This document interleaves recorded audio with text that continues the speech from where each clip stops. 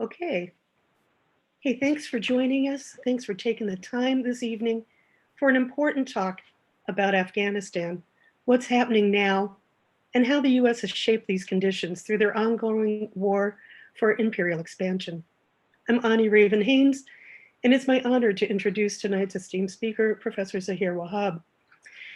This evening, we'll be spending about an hour and a half together listening to information from Dr. Wahab for about 40 minutes and inviting your questions at that time. You can write in your questions. Please email us. You can write into feedback@pjw.info. Please send your questions for Professor Wahab to feedback@pjw.info throughout the evening, and we will get to those questions after his speech tonight. So, the US's war in and occupation of Afghanistan is among the longest, if not the longest, sustained military action in our history. Beginning as a supposed response to events of September 11th, the US invaded Afghanistan on October 7th, 2001, and has remained there to this day. What has the war and occupation meant to the people of Afghanistan? How has the US involvement affected social and economic conditions throughout the country? What has the prolonged US involvement in establishing the Afghan government meant for the people of Afghanistan? And how are things likely to go with the new peace agreement brokered in February? A world away and distracted by our own political and social emergencies, we can sometimes forget what's being done in our name, as nearly 2 decades of US military actions erode the infrastructure and the morale of the people. And of course, even while dealing with all of these other critical conditions, Afghanistan, like every other country on the planet, is having to deal with the COVID-19 pandemic. How are they doing in the face of this global health crisis?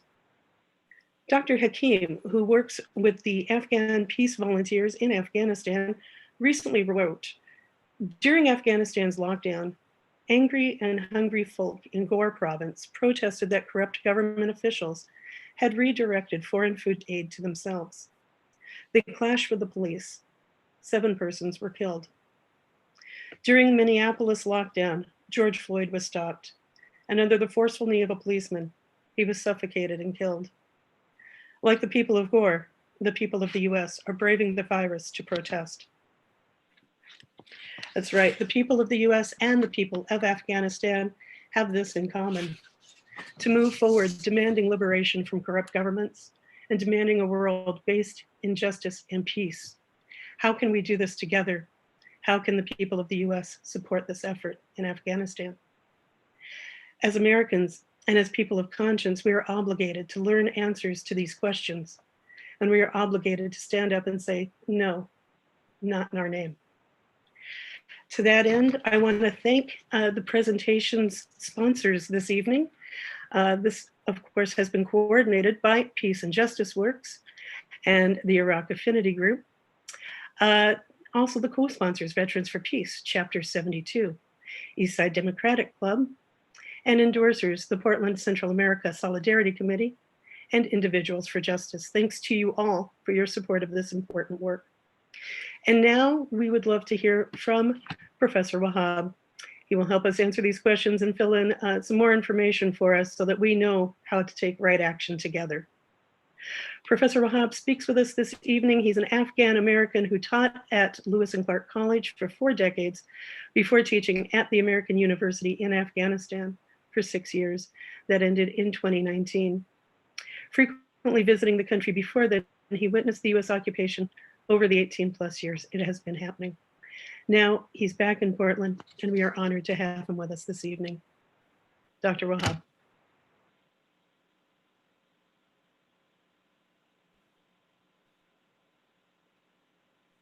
There are a lot of other things to think about, worry about, and do something about.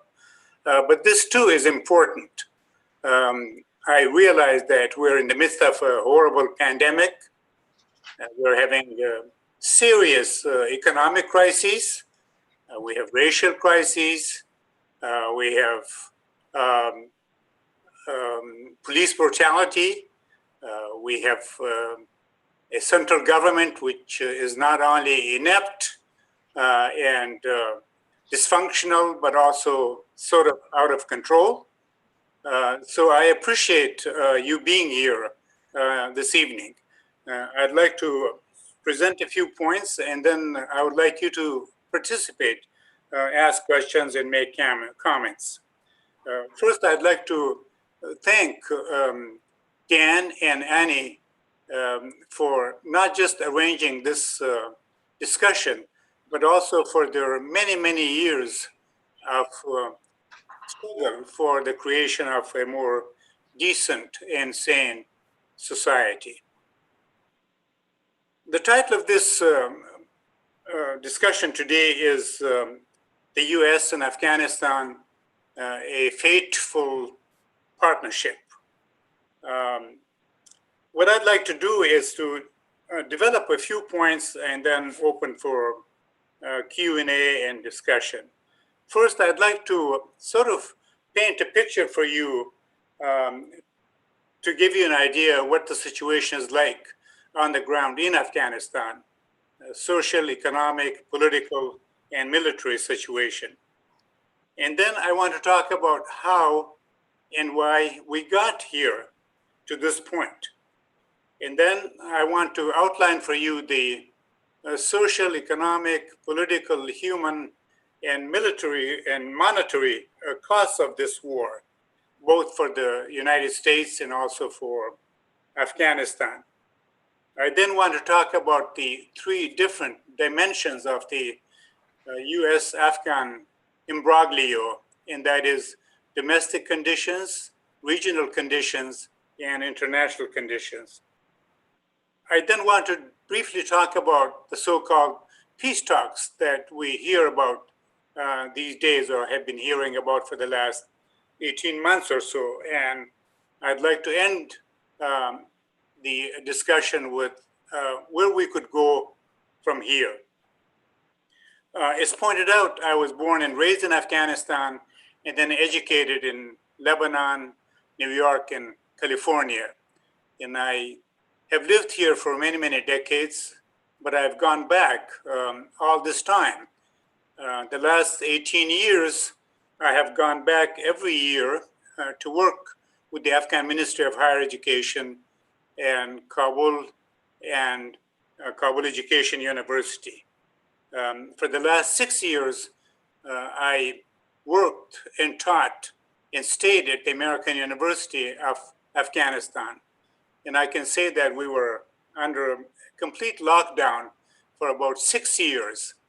So in some ways, I have rehearsed the quarantine and being locked down. I am currently, of course, a US citizen, so this is my adopted country, but my country of origin was Afghanistan. And I speak both of the national official languages in Afghanistan, Dari and Pashto. So first, some realities of Afghan life. Afghanistan is a very complicated and very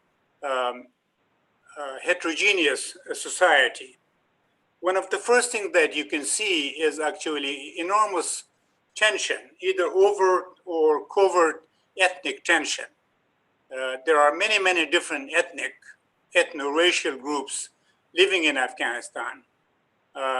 Although a couple of them, the Tajiks, Pashtuns, Hazaras, Uzbeks, seem to be more dominant, and they occupy most positions of power. And they're the ones who sort of struggle for power, resources, glory, and so forth. And this diversity has sort of complicated even governance. Because the last 5 years, we had what we called a national unity government, where after the presidential election, there was sort of a stalemate, and John Kerry, then the Secretary of State, went there and sort of patched up a solution and made Dr. Ashraf Ghani as the president of Afghanistan, and his challenger, Dr. Abdullah, as the chief executive officer. This position was carved by John Kerry, although not in the Constitution or so. And it was very apparent that from day one, these two gentlemen were at odds. Of course, they had competed against each other. They really did not like each other and didn't get along. And so in the last 5 years, very little was done by the so-called national unity government. We had the second election last September, where the two gentlemen again were the dominant candidates, and the results were declared in February, where Dr. Ghani was declared the president and Abdullah the runner-up. And so there was a lot of argument and protracted negotiations for months and months. And finally, toward the end of February, Abdullah Ashraf Ghani was recognized as the president, and Abdullah was given a title of the chairman of the High Council for National Reconciliation.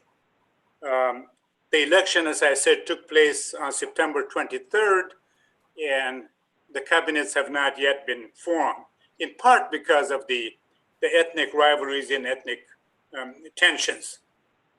In fact, when the inauguration took place, there were two presidential inaugurations just a few hundred yards from each other at the very same time. So ethnicity and ethnic tensions are one reality and one serious problem.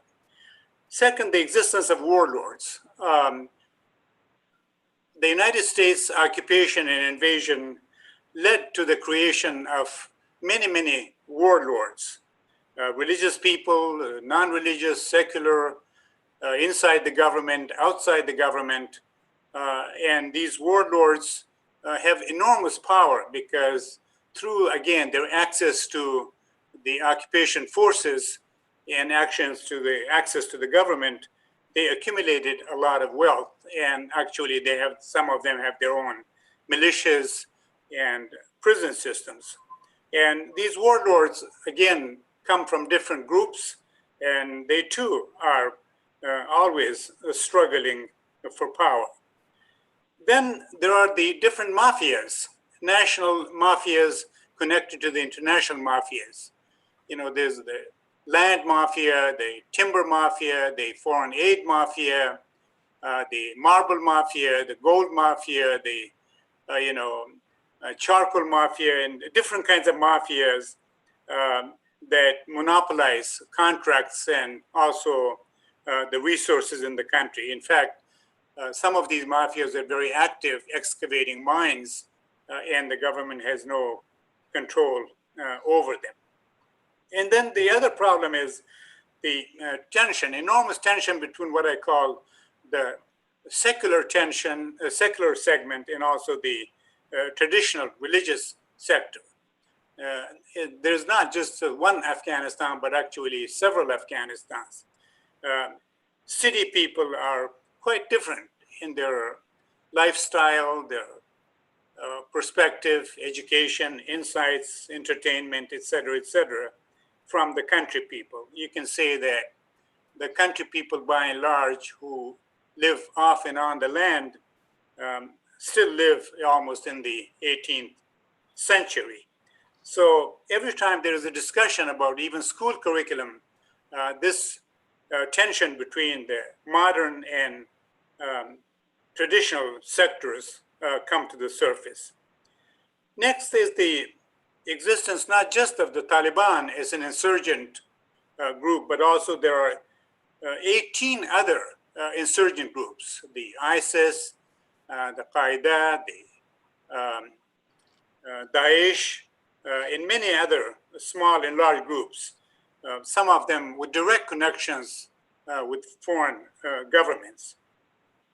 And then Afghanistan is desperately poor by any measure, whether it's lifespan, literacy, doctors per 1,000 people, per capita income, um, health indicators, and other indicators, women's rights and so forth, employment, food, calorie intake. This is one of the poorest countries in the world. Next is the foreign meddling.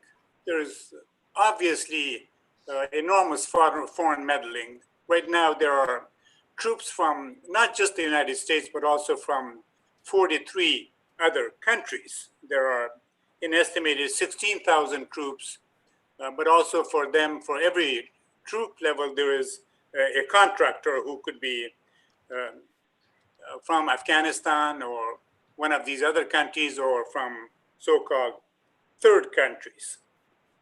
The next problem is the reality is the drug industry. Afghanistan just produced 7,000 tons of opium this year. It's about $5 to $6 billion a year local price, but internationally, apparently it reaches 70 to 80 billion dollars. The drug industry has created about 3 million addicts. And when you walk around the cities or even in the villages, you can see drug addicts passed out or try to make some kind of a living. This is a very serious problem because it has affected all levels of society and all segments of society, and it has sort of deformed the economy.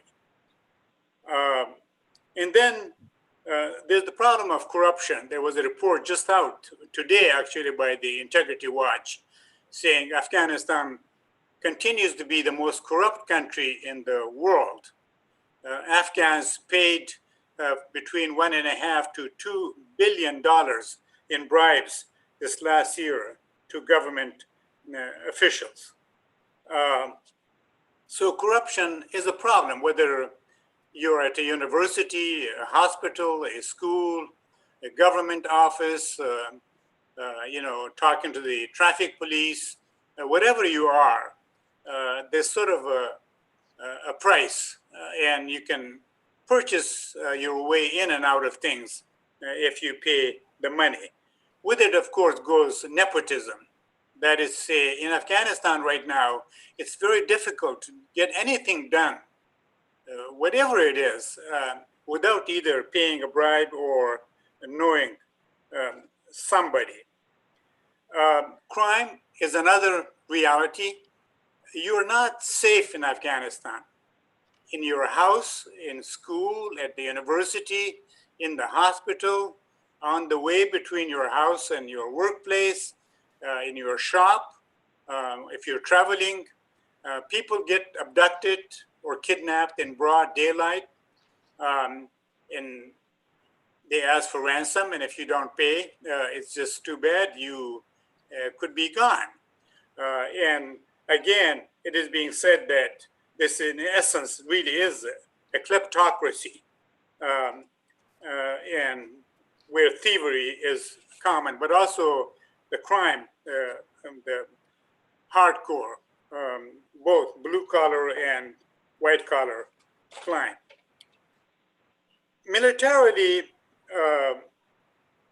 the situation is described by American generals actually as either a stalemate or a war lost.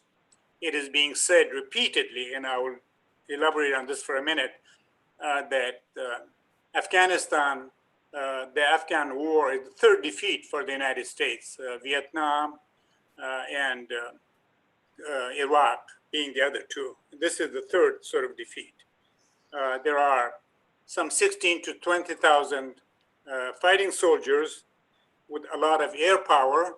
The reason we don't hear about American casualties is that their number have been reduced, American and NATO, I should say. But also the invading forces have resorted to air power, airplanes and drones. And so drones are very active day and night, and air power is also very active in the daytime. The Taliban control about half of the country. This is recognized. Everyone says Taliban control half of the attack, half of the country.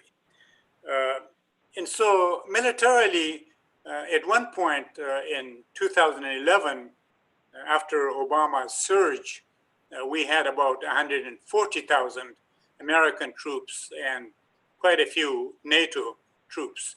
But their number has been reduced to about 16,000 now from 42 odd countries. Militarily, the war continues.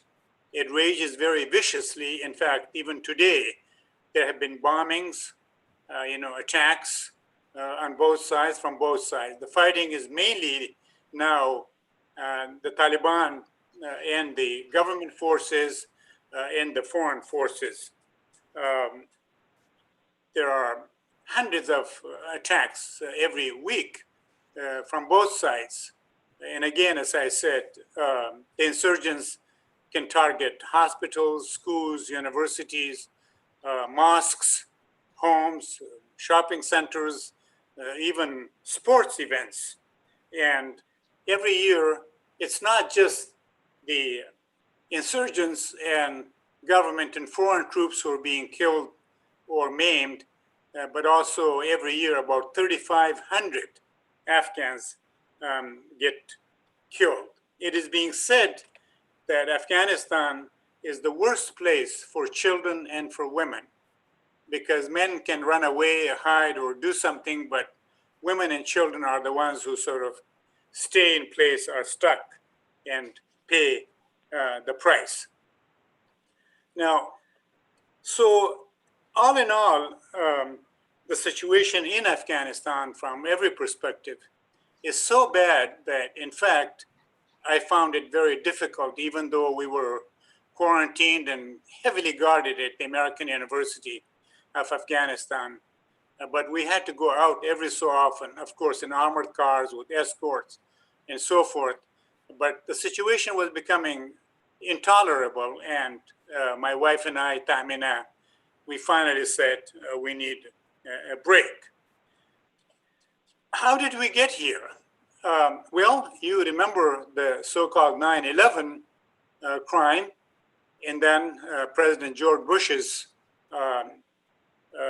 very quick, impulsive sort of retaliation in October 2001. The United States invaded and occupied Afghanistan in 2001 because bin Laden was in Afghanistan, and the attack, supposedly, the 9/11 atrocity took place because of Afghanistan. But I want to point out, and I talked about this then, that of the 19 hijackers, none were Afghans.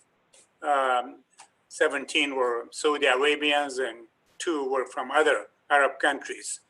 The attack, the training, the planes were all either in Europe, planned in Europe. The training took place in Arizona, and the attack took place here, and there were no Afghans involved. But the US central government decided to penalize sort of the whole country, imposing collective punishment on Afghanistan. And although the President Bush then told us, of course, that he attacked Afghanistan because he wanted to end terrorism, bring progress and democracy to Afghanistan, liberate women, end the narcotics industry, and, as he put it, stabilize not just Afghanistan, but the whole region. Now, subsequently, as you know, and soon thereafter, the other NATO countries and others joined in the effort. In fact, there has been more terrorism, and there are more terrorists in the world, including in this country, and that Afghanistan has not only gone up in development scale, but in fact gone down, according to the think tank, Afghan Analyst Network.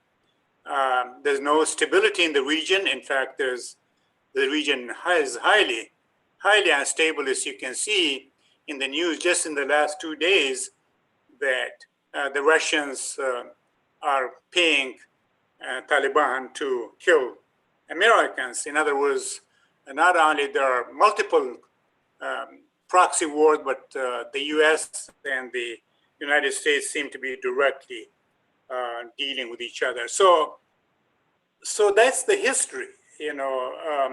Instead of dealing with the 9/11 atrocity through legally and through international police, the federal government decided to take care of it by itself. And now we're in this situation where we have pretty much destroyed Afghanistan in every way and made it worse and unlivable. But also the repercussions in the United States are also clearly obvious. Our failure to deal effectively with the pandemic, the inequalities, the poverty, the homelessness, the poor state of education, our infrastructure falling apart, our trade deficit, etc., and the prevalence of violence of all kinds in this country. I think these are, in a way, a mirror of the situation in Afghanistan. So when I say the US and Afghanistan, a fateful partnership, this is what I mean, that this misadventure has been terrible, both for Afghanistan, but also for the United States. So I want to very briefly talk about what some other people have observed and found out regarding this this confrontation, this conflict, or this invasion. You all may have heard last December about the Afghanistan papers, lessons learned by the Washington Post. The Washington Post spent years studying the situation in Afghanistan and came up with the following. That 62,000 Afghanistan National Security Forces were killed, the security forces. 43,000 civilians were killed, according to the Washington Post. 3,800 contractors, 2,300 US forces, 1,200 NATO forces, some 45,000 Taliban, 424 aid workers, mostly foreigners, 67 media workers, 158 lawyers, and $1 trillion expenses. So the Washington Post Afghan papers, also titled Lessons Learned, which came out last December, found some of these figures in the cost. In other words, the United States alone has spent at least $1 trillion on the Afghan misadventure. And as I said, there were soldiers from 23, 24 other countries, and of course, they must have spent money too through operations, but also aid. I should also point out at this point that the United States alone has given Afghanistan $130 billion since 2002. 65% of that went to the development of the security forces. The rest of it was so-called development aid. And yet, if you go to Afghanistan, other than a few mansions and skyscrapers and wedding halls and fancy cars and homes, there's very little development to see. Certainly, as I said, the Afghan Analyst Network said that Afghanistan today is, in general, worse off in terms of development than it was in 2001 and 2002. And also, so this was the Washington Post, but another organization that is very important and highly credible, SIGAR, SIGAR, and that is the Special Inspector General for the Afghanistan Reconstruction. Now, it's a congressional, here it is. It's a congressional watchdog group appointed by Congress to sort of trace American money and American conduct in Afghanistan. It's headed by John Sopko, a good man, and there are hundreds of people working for them. And I have heard John Sopko in congressional testimony saying that he was amazed by the hubris, the mendacity, the distortions, and the lies told by the authorities, both military and civilian, in Washington, but also in Kabul. In other words, Cigar tells us that the American public, the Afghan public, and the world, in fact, have not been told the truth. And what they found out was that no one could really tell, either the military or the civilian in Washington, why they're in Afghanistan, what the goals and objectives are, and whether or not we are making any progress. And you all have heard, of course, John Bolton, who is very much in the news these days, who has a few revelations about Afghanistan. One is about how the president here in Washington still thinks that Karzai is the president of Afghanistan. Apparently, he doesn't know Dr. Ghani, who has been president for 5 years now. It still is. But also, that he just doesn't know what he's doing, and he's very impulsive. He changes his mind. He doesn't consult, and the military is not telling the truth. And in a sense, I think Bolton sort of indicts what Eisenhower called the military-industrial complex, and I would say the military-industrial intelligence and media complex when it comes to foreign ventures. And then Bolton also has an interesting comment about our man in Kabul, Dr. Khalilzad, Zalmay Khalilzad, who is an Afghan by origin, but has been in this country for decades now and is sort of in the camp of Paul Wolfowitz and Condi Rice and Rumsfeld and Dick Cheney. And Bolton refers to him as a charlatan in a way. Khalilzad, I have met him a couple of times briefly, remind me a lot of the Ahmad Shalabi. Our friends who are interested in Iraq would know Ahmad Shalabi, who lobbied very hard here in Washington, in Iraqi, lobbied very hard to get the US involved there so that he could someday become the president. So now I want to talk about, as I said at the beginning, that there are three dimensions to the Afghan problem, and that is the domestic, which I described to you that it's a country in deep, deep trouble and in deep crisis.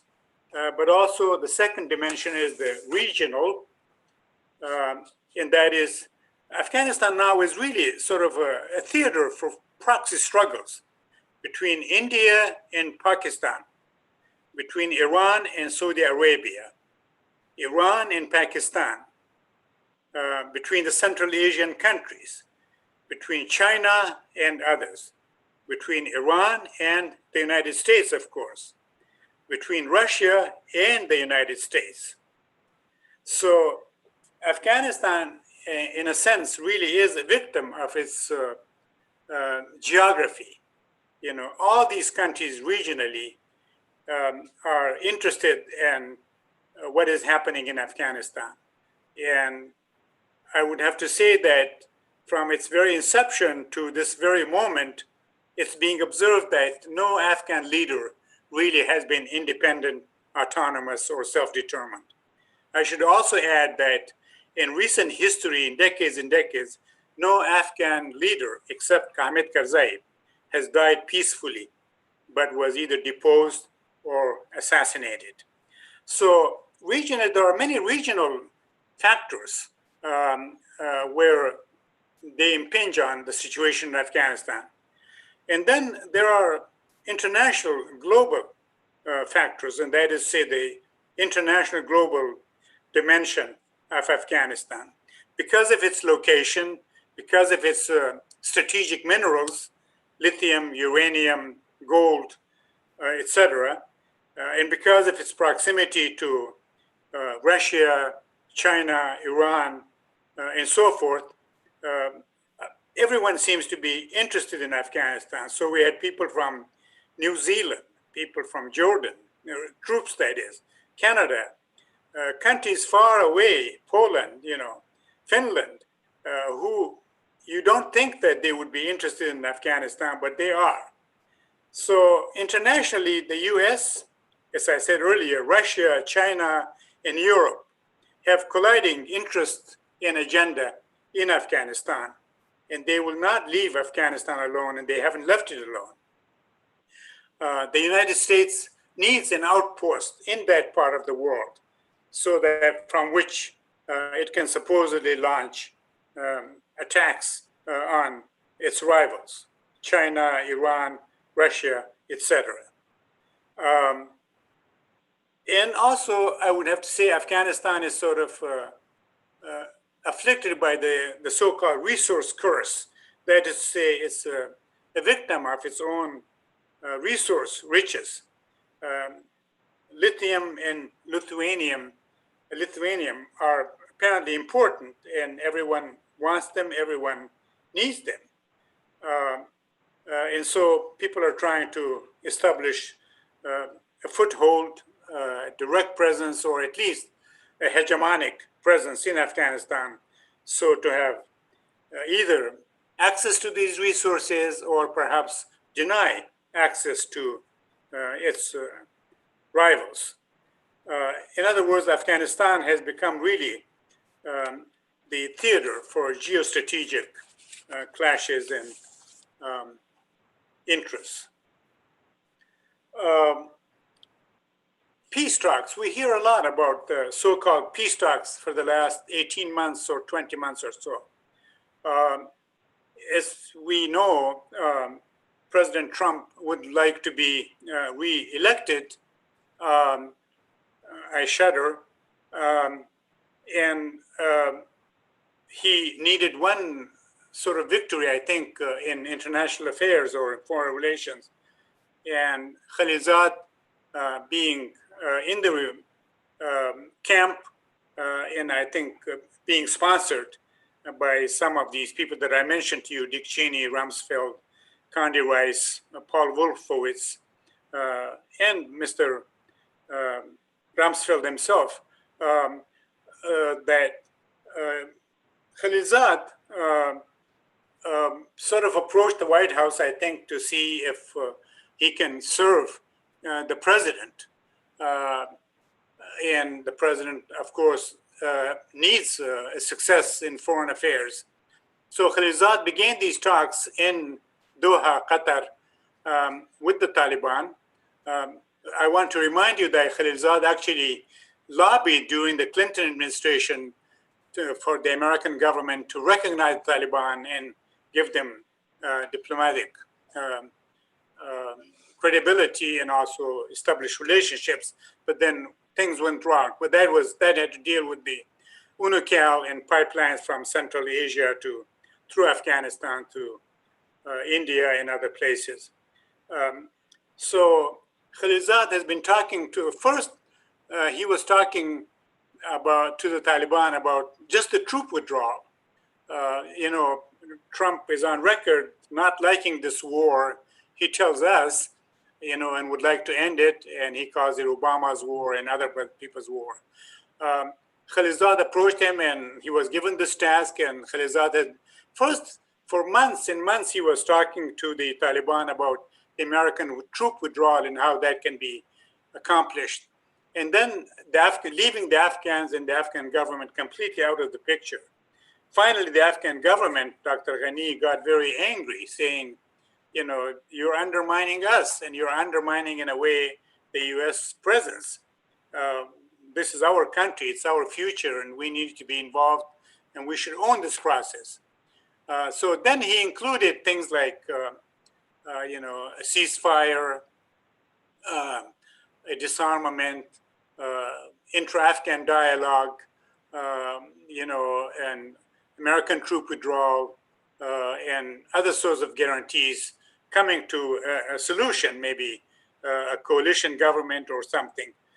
So the talks have been going on for nearly 2 years now. There have been countless meetings. In the meantime, Taliban were invited to Moscow, Beijing, and other places, Germany, other places. In other words, the Taliban were given quite a bit of credibility and recognition in the process, and they seem to enjoy it. And then the United States and Taliban signed this so-called peace agreement on the 29th of February. And then there was some kind of a dialogue between the Afghans, Americans, and the Afghan government and the Taliban. But on the ground, there's no ceasefire. There's tremendous violence.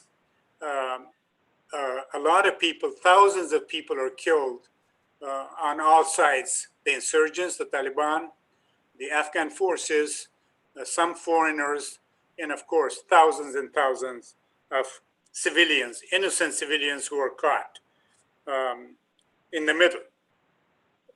A wonderful academic professor, friend, Dr. Niazi, was assassinated in the mosque where he used to lead the prayer and also give a speech. So now we're told that soon there could be a genuine multi-party peace agreement where all of these things would be done. The Americans and the foreigners might withdraw, and there would be a ceasefire. There would be negotiation between the Taliban and the Afghan government, civil society, and so forth. And now the civil society and Afghan women are unhappy, saying we're being left out of the process. So I have to say that at this point, there really is no peace or stability, but it's quite open-ended, and we don't know what will happen. Because as I said, going back to the very beginning of this presentation, somebody has said that agreements or no agreements, given the texture of the Afghan society, there really will never be no peace in Afghanistan. Knowing what I know about the country and the people, and the strong interests and the many different armed groups, I am not sure that we will see genuine peace, progress, stability, democracy, human rights, and so forth in Afghanistan. Finally, just a few ideas about what is to be done. You all know quite a bit about the world. Colonized countries, we know about the old and new imperialism and colonialism. We all know about divided societies. We all know about the ethnic factor in governing societies. And we all know about corruption and the lack of genuine statesmen or women to run, especially countries like Afghanistan, which desperately needs a good, competent, clean, pan-ethnic and pan-national government. But I don't see that happening. So I would like to say again what I've said again and again, that the situation in Afghanistan needs to be demilitarized very quickly or as soon as possible, what is called responsible, thoughtful withdrawal. And we should, in its place, compose, train, and put in place a UN-sponsored peacekeeping force. A robust UN-sponsored peacekeeping force. The world, multilaterally and unilaterally, should establish a single trust fund and donate hundreds of billions of dollars for the reconstruction of Afghanistan. This money should be placed in a trust fund to be managed by a very competent, clean, functional, international, UN-sponsored development corps. So we need two different corps. One would be a peacekeeping force, not from the Western nations, I would say, composed from neutral, non-Western nations, perhaps Asian, Southeast Asian countries. And one would be a development corps of thousands of people in a variety of fields, education, healthcare, agriculture, and so forth, who really know what plagues Afghanistan and also how to build it. We need to work toward these two goals. These other so-called peace negotiations are not going to get us any place. Thank you, and I would welcome your comments and questions. Thank you, Dr. Wahab. Please do send in your comments and questions for continuing this discussion this evening. The presentation has been with Dr. Zahir Wahab, and it is being presented by Peace and Justice Works. Please do send in your questions for Professor Wahab to feedback@pjw.info, and we'll get to your questions very soon.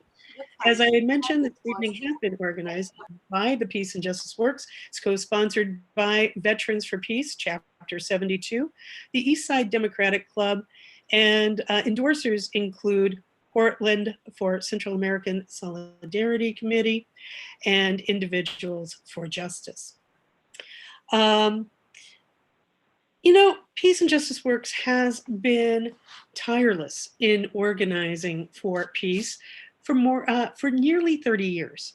It's addressed militarism here at home and abroad and drawn really profound, important connections to how US imperialism works abroad and how the emphasis on militarism and militarism at home through the police departments has really robbed the US infrastructure of needed things like healthcare, housing, and other things we could be putting these resources for and making the world more stable and just. So please do support the efforts of Peace and Justice Works.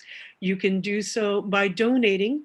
The screen right there in front of you, P.O. Box 42456, Portland, Oregon, 97242. Or you can donate online, pjw.info/pjwdonate.html.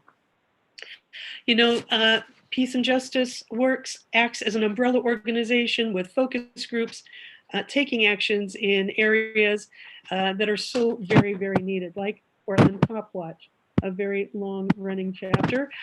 Also, Iraq Affinity Group, which is existing really to educate the public, its mission statement says, about the effects of US policy on the people of Iraq and other areas, including Southwest Asia, North Africa, and the Middle East. So please do support the work of Peace and Justice Works tonight, and let us know that you appreciate this effort. Also, do send your questions for Professor Wahab to feedback@pjw.info. We do have a couple of questions that we can start with this evening, but I want to encourage you to join in the conversation because it is an important opportunity to be able to dialogue with Zahir this evening and to really understand how we here in this country can make a difference, what it is, how we can inform ourselves and how we can act. So Zahir, we do have a couple of questions to get us started this evening. Um, First of all, somebody has asked us if you could repeat the number of, of people injured in Afghanistan, the dead and the injured, since the US occupation and war started in 2001. What's the casualty numbers look like in Afghanistan in this 18-plus-year war?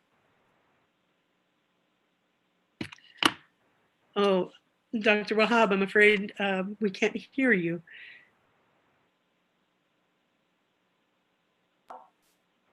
Okay. Can you hear me? Yes, we can hear you now. Yes.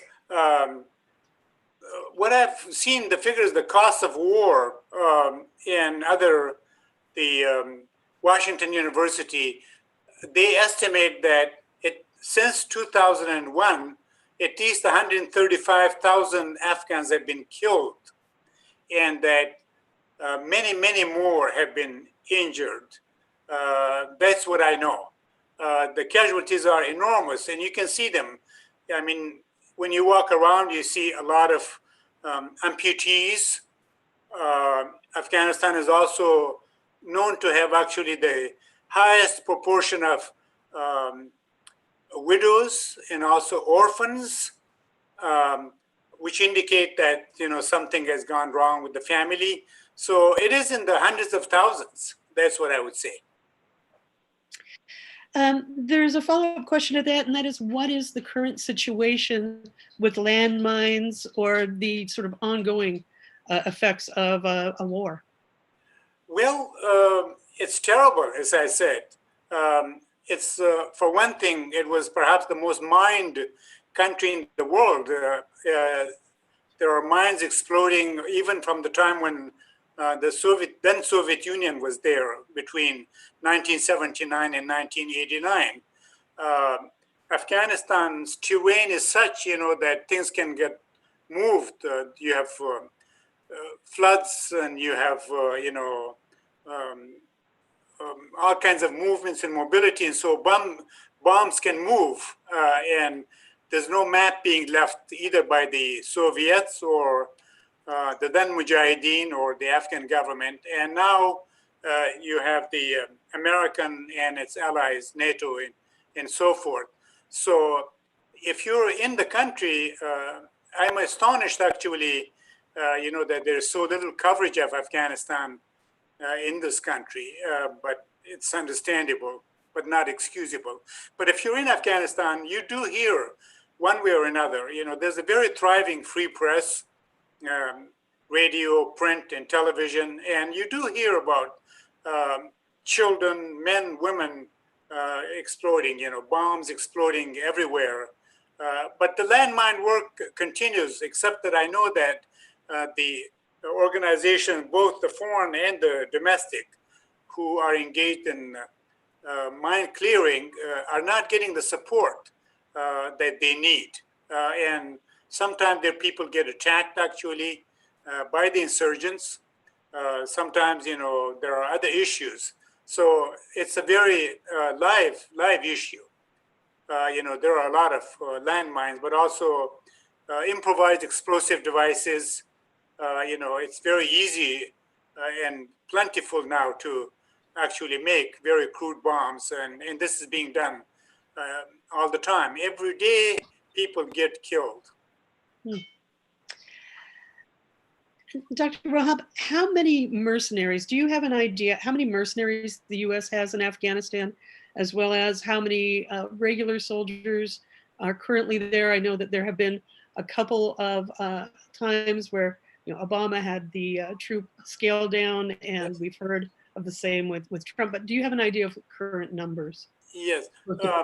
All I knew this earlier when we had 140,000 troops, and we heard this from credible sources and we still hear that for every fighting soldier and for every officer, for every, the canteens and so forth, there are what they call contractors. I know that what was called the DynCorps, and also Prince's organization, what is the other one called? Blackwater. Blackwater. They're both, I know they're active and present in Afghanistan. And I know that there are people from other countries, India, Pakistan, as far as Burma, Latin America, who are fighting. I have also actually heard that at least in the eastern part of the country, in Herat, there have been Israelis fighting, Israelis who look and speak, like Arab or other Middle Easterners. So I don't know the exact number, but what I do know is that, for example, loading and downloading the planes, the bombs, servicing them, fueling them, protecting the embassy or the missions, protecting the bases, American bases, etc. These are all non-soldiers. They are other kind of people, what they call contractors, people who do the laundry, make the uniforms, move things, carry patients and so forth, take care of patients. These are all, they're there very much. I have another question. If you could comment on what would happen to a person identified as American, a US person, going outside the green line of Kabul? I would not go. Okay. I can't go. I couldn't go. So, and that's you as an Afghan American. Yes, any Western looking, unless the people who know you and work with you closely. But, on the street, any Westerner, anybody in a uniform, anyone who's associated with the West, whether it's embassy, whether it's a doctor, a nurse, a teacher, an agricultural expert, whoever, or a soldier, anyone who works for the Afghan government at a higher level. These are all targets, random targets or directly targeted targets. It's just not safe at all. In fact, as I said, people get killed every day in broad daylight. People get killed sometimes by the members of the security forces. But the insurgents have infiltrated all aspects of life, all institutions. They seem to be everywhere, and all kinds of ages, mostly men and boys. And as I said, it's just not safe for any one of these people. They're all suspects. I mean, when I had to go, for example, to the embassy, or if I had to go to this particular clinic, or for some reason, which was very rare, maybe once a month or so, we had an armored car, with the armed guards, and we had an escort car behind us, and we were not allowed to stop any place, open the doors, or even get out of the car. That was me, and I look like an Afghan. So imagine a Westerner or somebody in a military uniform or working with the embassy. Zahir, can you comment on President Trump's use of the so-called mother of all bombs in 2017?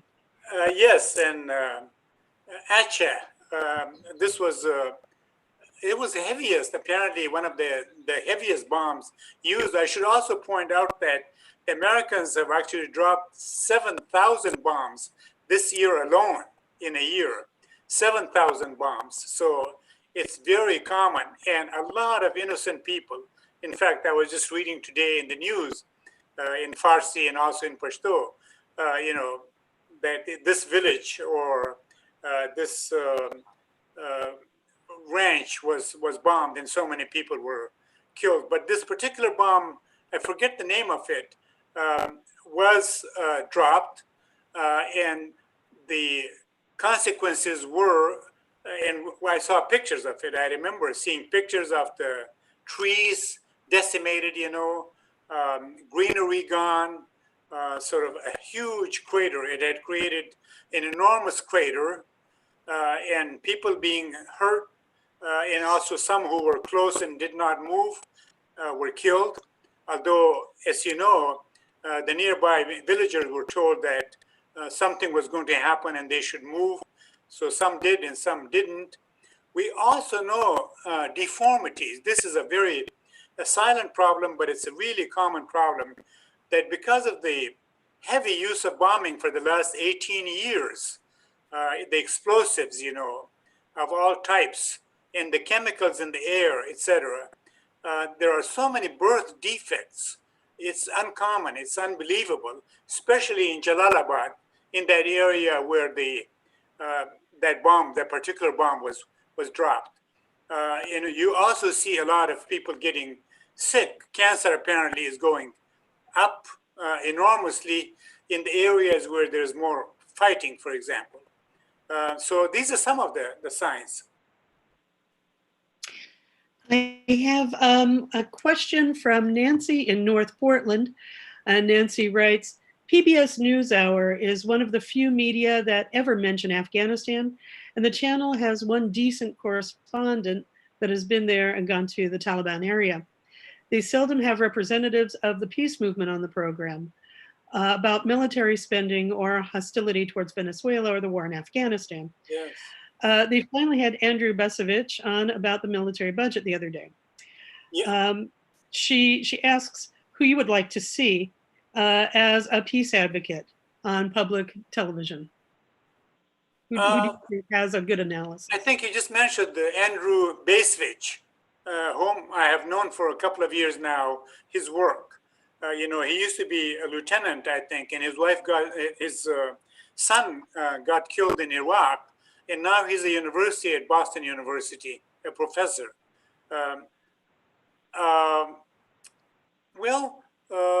He comes to mind. Maybe some people from the peace movement, actually, voices from the wilderness, I think. But the UN would be very good. UNESCO, UNICEF.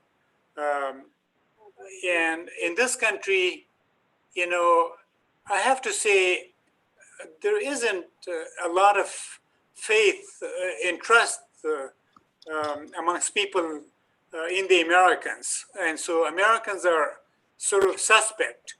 Like even I was suspect by some people because I was educated here. I have an American passport, and I was working for the American University of Afghanistan, which they consider to be sort of the soft cultural arm of the invasion. So I'm sure we could, if we thought for a moment, we can find good men and women in this country who are quite sincere, and could do but work here. But we need somebody, with some clout here, intellectual, moral, ethical, and perhaps even experiential. I know that some of the former generals that I met, a couple of them, for example, Eichenberg and John Nicholson, they could actually become, I don't know, this would be sort of a contradiction. But there are people in academia, in civil society, amongst women's organization here. I also have to say a lot of people sort of use this issue and the problem as a way to either promote their own organization or themselves or make themselves feel good about. I mean, I think what Americans, we all need to sort of work hard for reprioritizing things and build this country and make it a model, a good country so that people can emulate. I think we should give all kinds of aid, moral, financial, agricultural, educational, but we should cease immediately military support. Of course, now we're the biggest weapon merchant in the world, many countries put together, and we have the very highest military budget while our country seems to be falling apart and the empire imploding. We have a couple more questions. I want to remind people you are watching this presentation with Dr. Zahir Wahab tonight, and it is being presented by for the Peace and Justice Works. And again, you can contribute to the important work of Peace and Justice Works. You can do so online. Online, and I've just lost the address. But I think that we have a slide. Let's see, pjw.info/pjwdonate.html. There's also the PO box if you would like to mail in a donation, or online pjw.info/pjwdonate.html. For questions and comments, please do. You can still have a little time to send in a question or comment, and you can do that at feedback@pjw.info. Send your questions or comments tonight to feedback@pjw.info.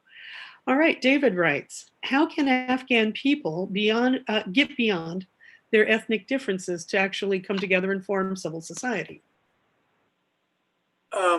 Well, the then Soviet Union had a lot to do with creating ethnic rivalries and ethnic friction and conflict.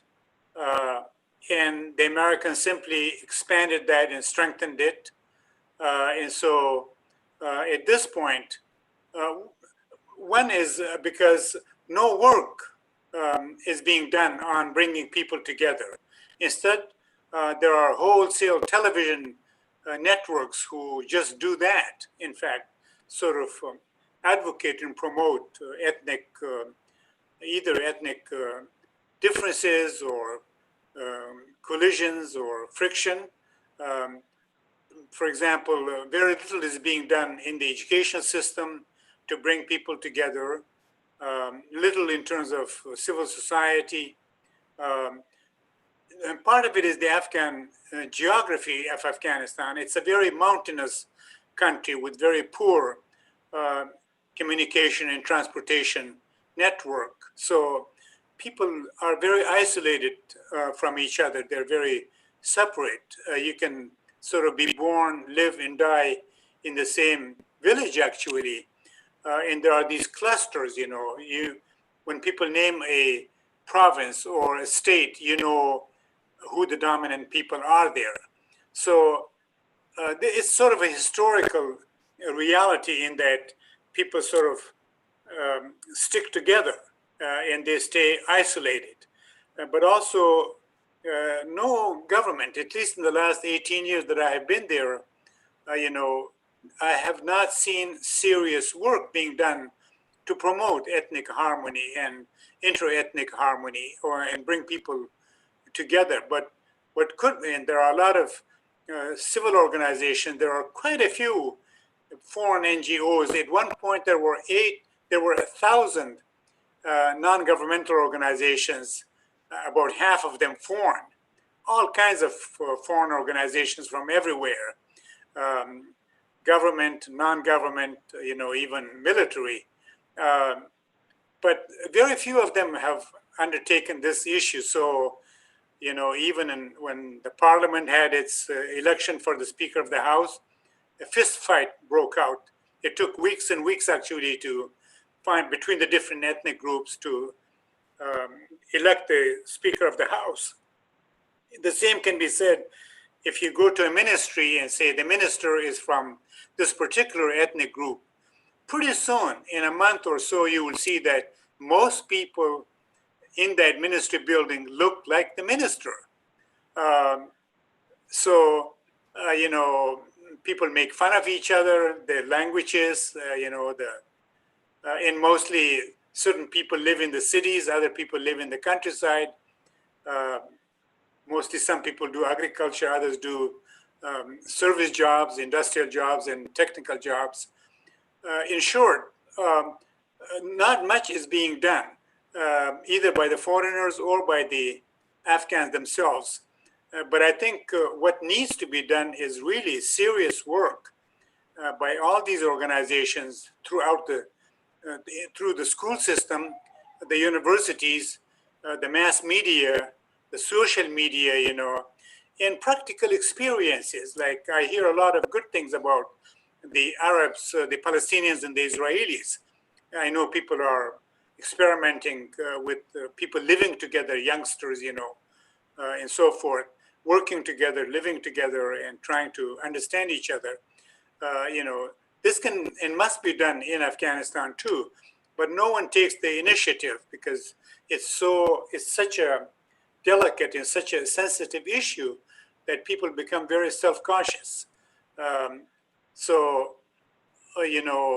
you will see people on television, you see the moderator speaking this language, the guest will be speaking in other language, and they actually speak both languages. So the moderator asks in Farsi, and the guest might respond in Pashto, or vice versa. Instead of both switching, saying, all right, this is a Farsi program, we will both speak Farsi.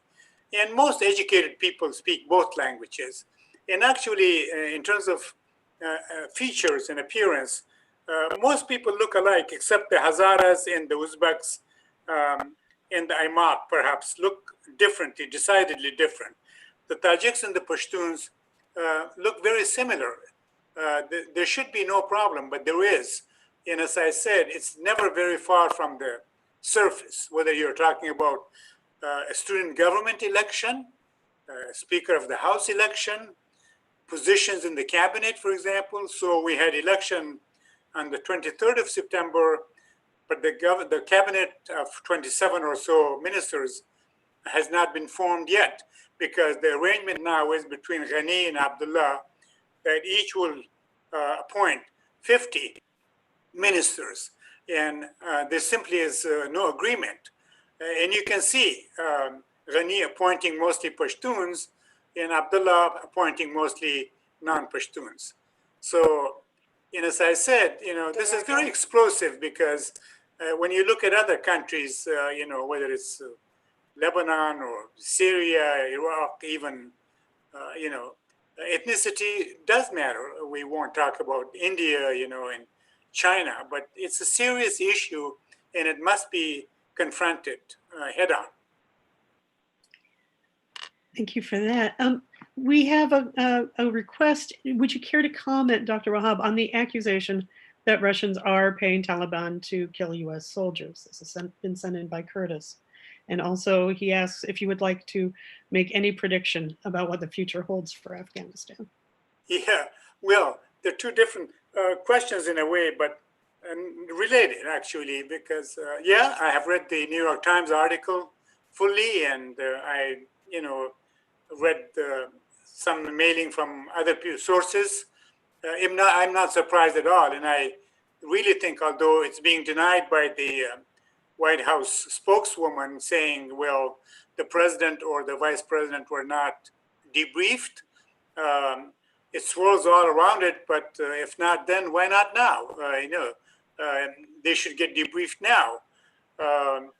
I'm not surprised, because remember when the United States was bombing poor Vietnam, the Russians was on the other side. And then, in Afghanistan, initially, when the Russians were there, 79 to 89, the Americans, along with the Saudis and Pakistanis, assisted the so-called Mujahideen in every way possible. Weapons, training, money, support, recognition, and so forth.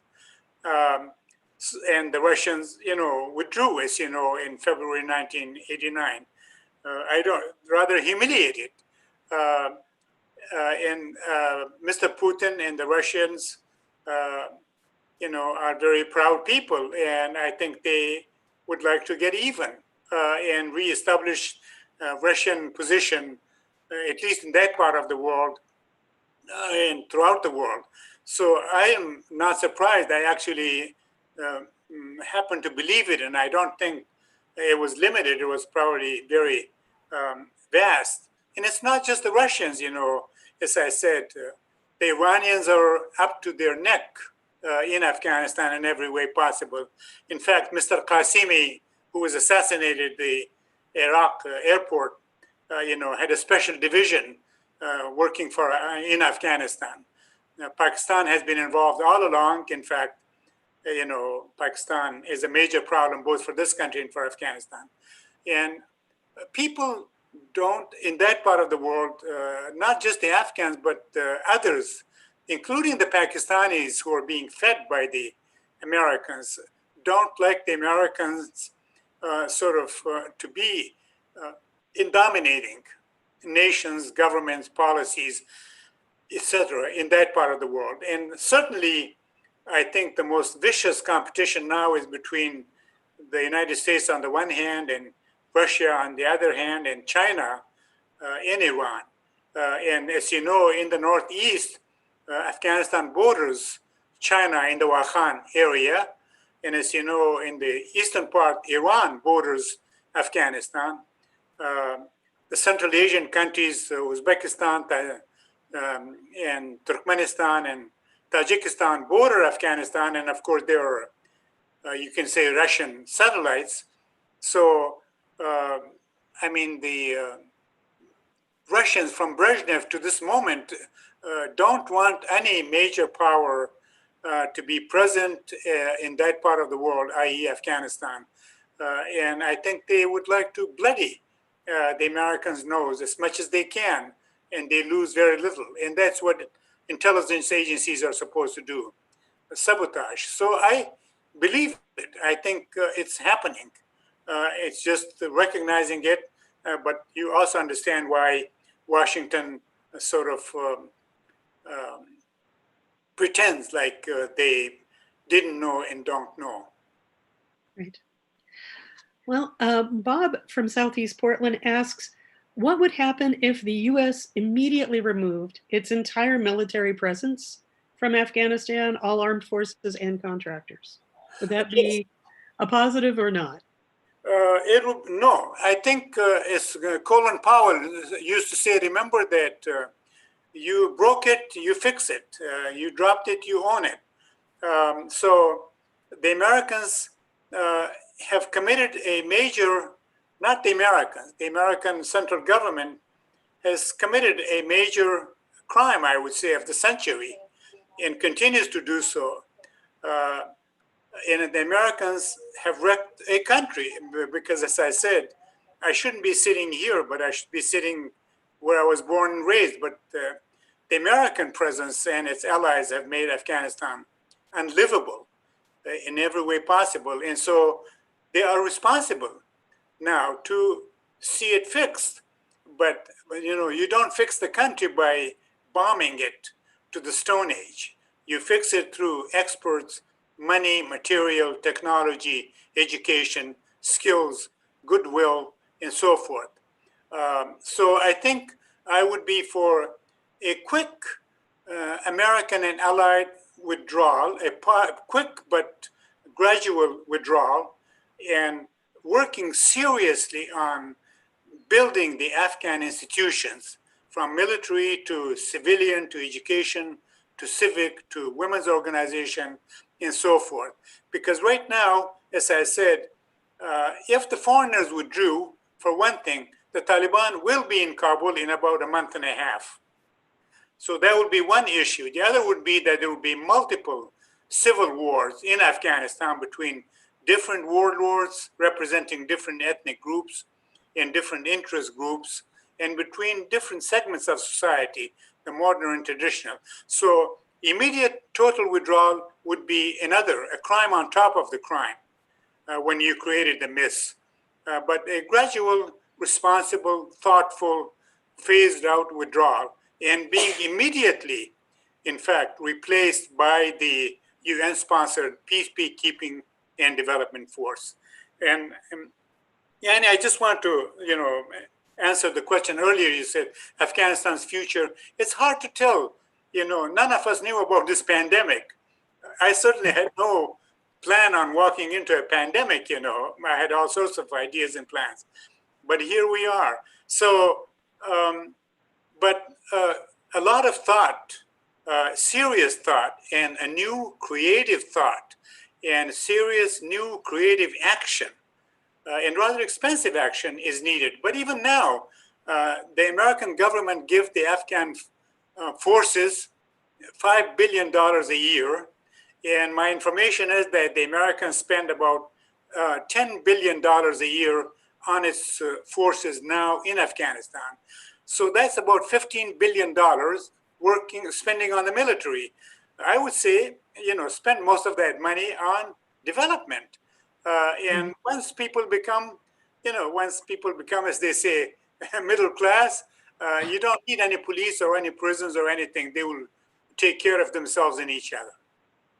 But the Afghanistan future is rather unknown and difficult to predict, but it's very precarious. Dr. Wahab, can you talk about the writings that you've done, that you've posted in Dispatches from Afghanistan, and let people know how to access those? Yeah, I should have been trying to be either famous or,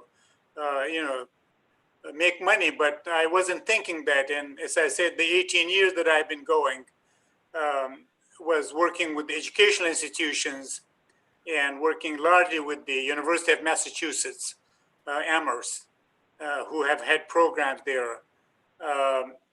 But earlier in 2009, I began sending sort of postcards, but very extensive postcards, dealing with different aspects of Afghanistan, from election to agriculture to culture wars, to ethnicity, to how at one point life was made difficult for me. So I have 9 or 10 years of these write-ups. They're called, you can go to Zahir Wahab, Dispatches from Afghanistan, or you can go Tumblr, Zahir Wahab Tumblr.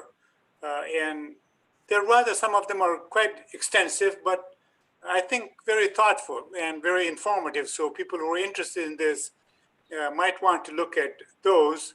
And also a very interesting new book written by an Indian writer called Shadow City, Walking in the Streets of Kabul, that just came out, seems to be very interesting and very informative and very readable. All right. Well, we have one last comment. It has just come in, so I'm going to read it pretty straight. Would Afghanistan be better off, perhaps, if not organized as a single country, whether traditional society might work better? Getting the rest of the world to leave Afghanis alone seems practically impossible, not to provide money for opium. It seems the whole world needs a strong moral movement for a healthy community for the good of everyone. Maybe such a movement could change how we all act.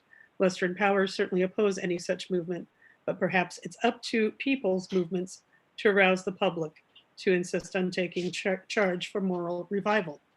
Do you have any comment? Yes,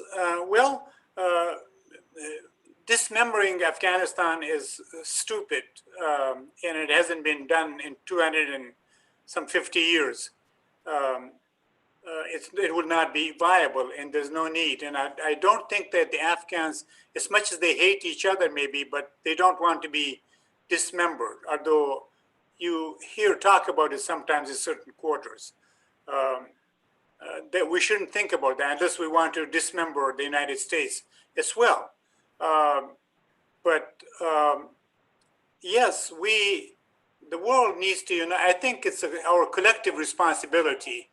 The developed nations, they have countries, especially the countries that have stolen enormous wealth of all sorts from the developing countries and underdeveloped countries through the old imperialism, colonialism, need to pay back and and transfer substantial amount of wealth, technology, know-how, and so forth to make the world livable for all.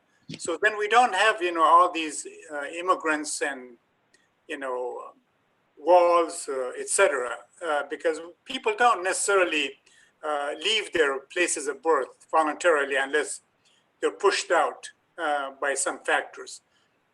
So I think we need to end what is called the neo-colonialism and the new imperialism, which can take the form of aid, trade, and development, so-called development assistance. We need to genuinely commit to, global development, and it's incumbent upon the wealthy nations to do so. And we are just about at the end of our time. Thank you very much for joining us this evening, Zahir. I wanted to just mention again that this presentation has been organized by Peace and Justice Works. Please do support the work of Peace and Justice. Yes, I would say yes. These people do excellent work. Thank you. Indeed. Please do contribute. pjw.info/pjwdonate.html or the P.O. Box 42456, Portland, Oregon 97242. I wanted to mention that we do have the Peace and Justice Works has the Iraq Affinity Group, and the next meeting of the Iraq Affinity Group will be on Monday, July 13th at 7 o'clock. There will be a conference call. Please do contact Portland Peace and Justice Works. You can email them iraq@pjw.info for more information about how to join that call and get active with the Iraq Affinity Group. Dr. Wahab, do you have any final words on what you would encourage people to do to Well, thank you. First, I want to thank you, Ani and Dan, again, for arranging this and also for your excellent work of many, many years. I think we all need to inform ourselves about our own country, this country, about the world at large. I think we need to establish and strengthen genuine democracy here in this country, the social, economic, political democracy, cultural democracy. I think we need to work as informed, thoughtful, ethical, moral citizens because we are responsible for the state of affairs and we shouldn't ignore it. But also that there are connections to be made between our ventures abroad, America having 750 bases throughout the world, but also our problems here at home. People need to make these connections. People need to think very long and hard about the forthcoming election on November 3rd and elect good people at all levels. Thank you so much to all of you. And thank you, Dr. Wahab, for joining us this evening. Thanks to everyone who's been watching at home. Again, that email address that you can contribute to support this work, pjw.info/pjwdonate.html. Thanks so much for your time this evening. And I hope that you stay active doing good things in our community and around the world. Thanks very much. Thank you. Good night.